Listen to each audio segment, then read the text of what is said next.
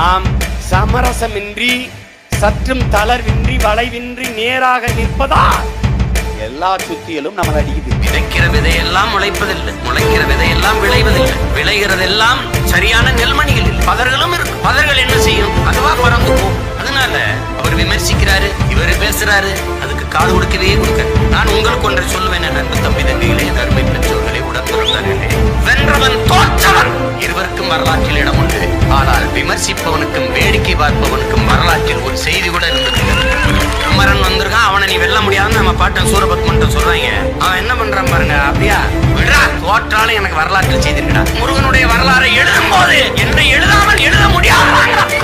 வென்றவனுக்கு வரலாறு உண்டு, தோற்றவனுக்கும் வரலாறு உண்டு. ஆனால் வேலையில் நின்று வேடிக்கை பார்த்தவனுக்கும் விமர்சித்துக் கொண்டவனுக்கும் போர் நடந்து கொண்டிருக்கும் போது இவர் நன்றாக விமர்சித்துக் கொண்டிருந்தார் அப்படின்னு.